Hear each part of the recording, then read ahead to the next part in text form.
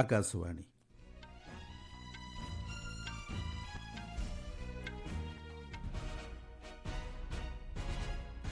ସମ୍ବାଦ ପଢୁଛନ୍ତି ସତ୍ୟବ୍ରତ ବେହୁରା।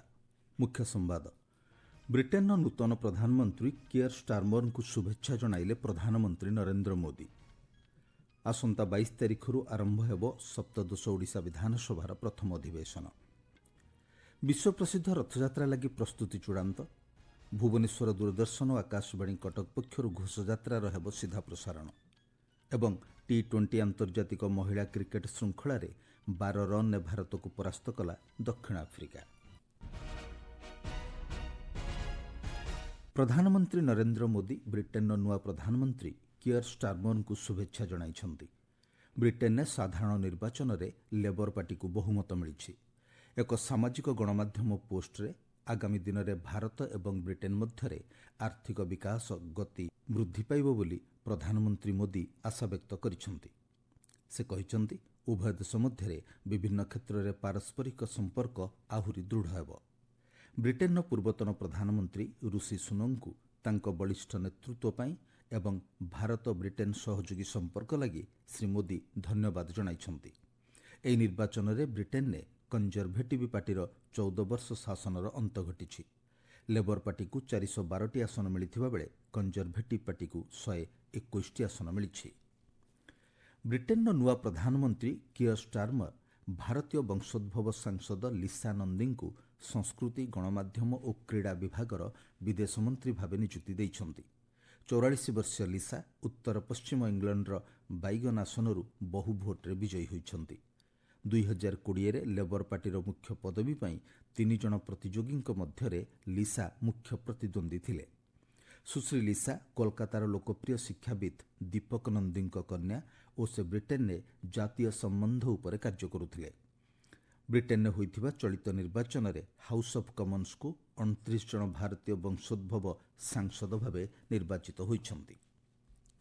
ରାଷ୍ଟ୍ରପତି ଦ୍ରୌପଦୀ ମୁର୍ମୁ ଆଜିଠାରୁ 4 ଦିନିଆ ଓଡ଼ିଶା ଗସ୍ତରେ ଆସୁଛନ୍ତି। ଆସନ୍ତା 9 ତାରିଖ ପର୍ଯ୍ୟନ୍ତ ରାଷ୍ଟ୍ରପତି ଓଡ଼ିଶାରେ ବିଭିନ୍ନ କାର୍ଯ୍ୟକ୍ରମରେ ଯୋଗଦେବେ। ଆଜି ସନ୍ଧ୍ୟାରେ ଏକ ସ୍ୱତନ୍ତ୍ର ବିମାନରେ ରାଷ୍ଟ୍ରପତି ଭୁବନେଶ୍ୱର ବିଜୁ ପଟ୍ଟନାୟକ ଆନ୍ତର୍ଜାତିକ ବିମାନ ବନ୍ଦରରେ ପହଞ୍ଚିବା ପରେ ଜୟଦେବ ଭବନରେ ହେବାକୁ ଥିବା ଉତ୍କଳମଣି ପଣ୍ଡିତ ଗୋପବନ୍ଧୁ ଦାସଙ୍କ 96ତମ ପୁଣ୍ୟତିଥି କାର୍ଯ୍ୟକ୍ରମରେ ମୁଖ୍ୟ ଅତିଥି ଭାବେ ଯୋଗଦେବେ। ଏହି କାର୍ଯ୍ୟକ୍ରମରେ ରାଷ୍ଟ୍ରପତିଙ୍କ ସହ ରାଜ୍ୟପାଳ ରଘୁବର ଦାସ, ମୁଖ୍ୟମନ୍ତ୍ରୀ ମୋହନ ଚରଣ ମାଝୀ ଏବଂ କେନ୍ଦ୍ର ଶିକ୍ଷାମନ୍ତ୍ରୀ ଧର୍ମେନ୍ଦ୍ର ପ୍ରଧାନ ଅତିଥି ଭାବେ ଯୋଗଦେବାର କାର୍ଯ୍ୟକ୍ରମ ରହିଛି। ପରେ ରାଷ୍ଟ୍ରପତି ଶ୍ରୀମତୀ ମୁର୍ମୁ ରାଜଭବନରେ ରାତ୍ରି ଯାପନ କରିବେ। ଆସନ୍ତାକାଲି ବାୟୁସେନାର ସ୍ୱତନ୍ତ୍ର ହେଲିକପ୍ଟରରେ ରାଷ୍ଟ୍ରପତି ପୁରୀ ଗସ୍ତ କରି ପ୍ରଭୁ ଜଗନ୍ନାଥଙ୍କ ଘୋଷଯାତ୍ରାରେ ସାମିଲ ହେବେ। ଏହି ଗସ୍ତ କାଳରେ ରାଷ୍ଟ୍ରପତି ଉଦୟଗିରି ଗୁମ୍ଫା ପରିଦର୍ଶନ ସହ Bibhuti Kanungo college of art and crafts ଏବଂ ଉତ୍କଳ ୟୁନିଭର୍ସିଟି ଅଫ୍ କଲଚରର ବିଦ୍ୟାର୍ଥୀମାନଙ୍କ ସହ ଆଲୋଚନା କରିବାର କାର୍ଯ୍ୟକ୍ରମ ରହିଛି। ଚଳିତ ବର୍ଷ ବିଶ୍ୱରେ 285 କୋଟି ଟନ୍ରୁ ଅଧିକ ଖାଦ୍ୟଶସ୍ୟ ଉତ୍ପାଦନ ହେବା ନେଇ ଜାତିସଂଘ ଖାଦ୍ୟ ଓ କୃଷି ସଂଗଠନ ଆକଳନ କରିଛି। ସଂଗଠନ ପକ୍ଷରୁ ଜାରି କରାଯାଇଥିବା ଖାଦ୍ୟଶସ୍ୟ ଯୋଗାଣ ଏବଂ ଆବଶ୍ୟକତା ଅନୁଯାୟୀ ଚଳିତ ବର୍ଷ ସର୍ବାଧିକ 2854 ମିଲିୟନ ଟନ୍ ଖାଦ୍ୟଶସ୍ୟ ଉତ୍ପାଦନ ହେବ। ବିଶେଷ କରି ଆର୍ଜେଣ୍ଟିନା, ବ୍ରାଜିଲ, ତୁର୍କୀ ଏବଂ ୟୁକ୍ରେନ୍ରେ ମକା ଉତ୍ପାଦନ ଅଧିକ ହେବା ସହ ଇଣ୍ଡୋନେସିଆ, ପାକିସ୍ତାନ ଏବଂ କେତେକ ଦକ୍ଷିଣ ଆଫ୍ରିକୀୟ ଦେଶର ଆବଶ୍ୟକତା ପୂରଣ ହୋଇପାରିବ। ସେହିପରି ଏସିଆ ମହାଦେଶର ଅଧିକାଂଶ ଦେଶରେ ଗହମ ଉତ୍ପାଦନ ପୂର୍ବବର୍ଷ ତୁଳନାରେ ଅଧିକ ରହିବ। ଚଳିତ ବର୍ଷ ପ୍ରାୟ ରେକର୍ଡ ପରିମାଣର 535 ମିଲିୟନ ଟନ୍ରୁ ଅଧିକ ଧାନ ଉତ୍ପାଦନ ହେବା ନେଇ ଆକଳନ କରାଯାଇଛି। ଉତ୍ତରପ୍ରଦେଶର ହାଥରସରେ ଘଟିଥିବା ଦଳାଚକଟା ଘଟଣାରେ ପୁଲିସ୍ ଦେବ ପ୍ରକାଶ ମଧୁକରକୁ ଗିରଫ କରିଛି। ଗତ ମଙ୍ଗଳବାର ଦିନ ଏହି ଘଟଣାରେ 121 ଜଣଙ୍କର ମୃତ୍ୟୁ ଘଟିଥିଲା। ଏତଲାରେ ଦେବ ପ୍ରକାଶ ମଧୁକରକୁ ମୁଖ୍ୟ ଆରୋପି ଭାବେ ଦର୍ଶାଯାଇଥିଲା। ଏହାଛଡ଼ା ତାକୁ ଧରାଇ ଦେବା ଲାଗି 1 ଲକ୍ଷ ଟଙ୍କାର ପୁରସ୍କାର ଘୋଷଣା କରାଯାଇଥିଲା। ଏହି ଘଟଣାରେ ପୂର୍ବରୁ ଉତ୍ତରପ୍ରଦେଶ ପୁଲିସ୍ ସତ୍ସଙ୍ଗ ଆୟୋଜନ ସମିତିର 6 ଜଣ ସଦସ୍ୟଙ୍କୁ ଗିରଫ କରିସାରିଛି।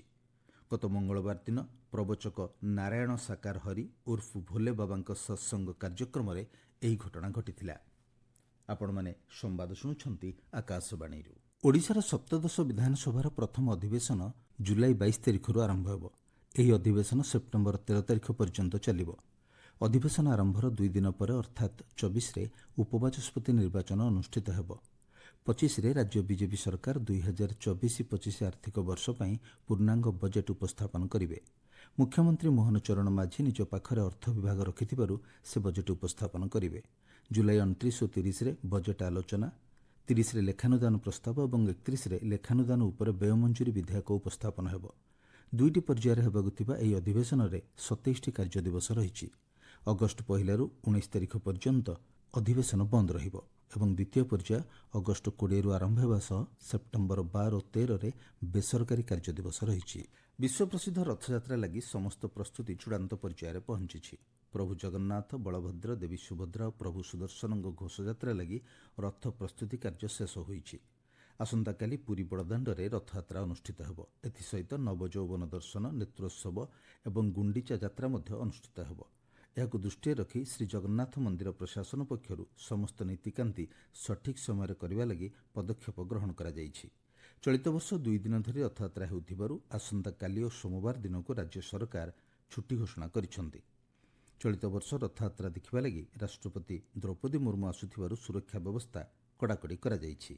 ରଥଯାତ୍ରା ଦିନ ଶ୍ରୀମନ୍ଦିରକୁ ପ୍ରବେଶ ଲାଗି ବାରଣ କରାଯାଇଛି। ରଥ ଉପରେ ଗହଳି ନ କରିବା ଲାଗି ମନ୍ଦିର ପ୍ରଶାସନ ପକ୍ଷରୁ ସେବାୟତମାନଙ୍କୁ ଅନୁରୋଧ କରାଯାଇଛି। ପବିତ୍ର ରଥଯାତ୍ରା ଅବସରରେ ଆସନ୍ତାକାଲି ଭୁବନେଶ୍ୱର ଦୂରଦର୍ଶନ କେନ୍ଦ୍ର ଓଡ଼ିଶା ସୂଚନା ଓ ଲୋକସମ୍ପର୍କ ବିଭାଗ ସହଯୋଗରେ ଘୋଷଯାତ୍ରାର ସିଧା ପ୍ରସାରଣ କରିବ। ସୂଚନା ଅନୁଯାୟୀ ଡିଡି ଓଡ଼ିଆରେ ଆସନ୍ତାକାଲି ସକାଳ 9ଟାରୁ ଓଡ଼ିଆରେ ଏବଂ ସକାଳ 10ଟାରୁ ହିନ୍ଦୀ, ଇଂରାଜୀ ଏବଂ ସଂସ୍କୃତ ଭାଷାରେ ଏହି ପ୍ରସାରଣ ହେବ। ଡିଡି ଓଡ଼ିଆ ଏବଂ ଡିଡି ନ୍ୟାସନାଲ ୟୁଟ୍ୟୁବ୍ ଚ୍ୟାନେଲରେ ମଧ୍ୟ ଘୋଷଯାତ୍ରାର ସିଧା ପ୍ରସାରଣ କରାଯିବ। ନୀତି ଅନୁଯାୟୀ ଶ୍ରୀଜୀଉଙ୍କ ରଥଯାତ୍ରା ଏଥର 2 ଦିନ ଧରି ଅନୁଷ୍ଠିତ ହେଉଥିବାରୁ ଆସନ୍ତା ସୋମବାର ସକାଳ 8:30ରୁ ରଥଟଣାର ସିଧା ପ୍ରସାରଣ କରାଯିବ। ସେହିପରି 9 ତାରିଖରେ ଆଡ଼ପ ମଣ୍ଡପ ବିଜେ, 15 ତାରିଖରେ ବାହୁଡ଼ା ଯାତ୍ରା, 16ରେ ସୁନାବେଶ, 17ରେ ଅଧରପଣା ଏବଂ 18 ତାରିଖରେ ନୀଳାଦ୍ରି ବିଜେର ଭୁବନେଶ୍ୱର ଦୂରଦର୍ଶନ ପକ୍ଷରୁ ସିଧା ପ୍ରସାରଣ ପାଇଁ ବ୍ୟବସ୍ଥା କରାଯାଇଛି। ସେହିପରି ଆକାଶବାଣୀ କଟକ କେନ୍ଦ୍ର ପକ୍ଷରୁ ଘୋଷଯାତ୍ରାର ପ୍ରତ୍ୟକ୍ଷଦର୍ଶୀ ଧାରା ବିବରଣୀ ଆସନ୍ତାକାଲି ସକାଳ 7:30ରୁ ରଥଟଣା ଶେଷ ହେବା ଯାଏ ପ୍ରଚାର କରାଯିବ। ଆକାଶବାଣୀ କଟକ ସମେତ ଓଡ଼ିଶାର ସମସ୍ତ ବେତାର କେନ୍ଦ୍ରଗୁଡ଼ିକରୁ ଏକକାଳୀନ ଏହି ପ୍ରସାରଣ ହେବ। ପରିବାର ପେନ୍ସନ୍ ଅଭିଯୋଗ ସମ୍ପର୍କିତ ସ୍ୱତନ୍ତ୍ର ଅଭିଯାନ କାଳରେ 1 ସପ୍ତାହ ମଧ୍ୟରେ 1000ରୁ ଅଧିକ ଅଭିଯୋଗର ସମାଧାନ କରାଯାଇଛି। ପେନ୍ସନ୍ ଏବଂ ପେନ୍ସନ୍ଭୋଗୀ କଲ୍ୟାଣ ବିଭାଗ ପକ୍ଷରୁ ମିଳିଥିବା ସୂଚନା ଅନୁଯାୟୀ ଜୁଲାଇ 1ରୁ 1 ମାସ ବ୍ୟାପୀ ସ୍ୱତନ୍ତ୍ର ଅଭିଯାନ ଆରମ୍ଭ କରାଯାଇଛି। ଏଥିରେ ପୂର୍ବ ସୈନିକ କଲ୍ୟାଣ ବିଭାଗ, ପ୍ରତିରକ୍ଷା ବିତ୍ତ ବିଭାଗ ଏବଂ ରେଳ ମନ୍ତ୍ରଣାଳୟ ଅଭିଯୋଗ ସମାଧାନ କ୍ଷେତ୍ରରେ ଅଧିକ ସଫଳତା ହାସଲ କରିଛନ୍ତି। 3 ମ୍ୟାଚ୍ ବିଶିଷ୍ଟ T20 ଆନ୍ତର୍ଜାତିକ କ୍ରିକେଟ୍ ଶୃଙ୍ଖଳାର ପ୍ରଥମ ମ୍ୟାଚ୍ରେ ଦକ୍ଷିଣ ଆଫ୍ରିକା 12 ରନ୍ରେ ଭାରତକୁ ପରାସ୍ତ କରିଛି। ଗତକାଲି ଚେନ୍ନାଇର M.A. ଚିଦାମ୍ବରମ୍ ଷ୍ଟାଡିୟମରେ ଅନୁଷ୍ଠିତ ମ୍ୟାଚ୍ରେ 190 ରନ୍ର ପିଛା କରି ଭାରତୀୟ ମହିଳା କ୍ରିକେଟ୍ ଦଳ ନିର୍ଦ୍ଧାରିତ 20 ଓଭରରେ 4 ୱିକେଟ୍ ହରାଇ 177 ରନ୍ କରିବାକୁ ସକ୍ଷମ ହୋଇଥିଲା। ପ୍ରଥମେ ବ୍ୟାଟିଂ କରି ଦକ୍ଷିଣ ଆଫ୍ରିକା 20 ଓଭରରେ 4 ୱିକେଟ୍ ବିନିମୟରେ 189 ରନ୍ କରିଥିଲା।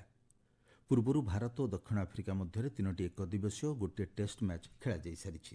ଉଭୟ ମ୍ୟାଚ୍ରେ ଭାରତ ବିଜୟ ଲାଭ କରିଥିଲା। ମୁଖ୍ୟ ସମ୍ବାଦ ପୁଣିଥରେ। ବ୍ରିଟେନ୍ର ନୂତନ ପ୍ରଧାନମନ୍ତ୍ରୀ କିୟର ଷ୍ଟାରମରଙ୍କୁ ଶୁଭେଚ୍ଛା ଜଣାଇଲେ ପ୍ରଧାନମନ୍ତ୍ରୀ ନରେନ୍ଦ୍ର ମୋଦି। ଆସନ୍ତା 22 ତାରିଖରୁ ଆରମ୍ଭ ହେବ ସପ୍ତଦଶ ଓଡ଼ିଶା ବିଧାନସଭାର ପ୍ରଥମ ଅଧିବେଶନ। ବିଶ୍ୱପ୍ରସିଦ୍ଧ ରଥଯାତ୍ରା ଲାଗି ପ୍ରସ୍ତୁତି ଚୂଡ଼ାନ୍ତ। ଭୁବନେଶ୍ୱର ଦୂରଦର୍ଶନ ଓ ଆକାଶବାଣୀ କଟକ ପକ୍ଷରୁ ଘୋଷଯାତ୍ରାର ହେବ ସିଧା ପ୍ରସାରଣ ଏବଂ T20 ଆନ୍ତର୍ଜାତିକ ମହିଳା କ୍ରିକେଟ୍ ଶୃଙ୍ଖଳାରେ 12 ରନ୍ରେ ଭାରତକୁ ପରାସ୍ତ କଲା ଦକ୍ଷିଣ ଆଫ୍ରିକା। ସମ୍ବାଦ ଶେଷ ହେଲା।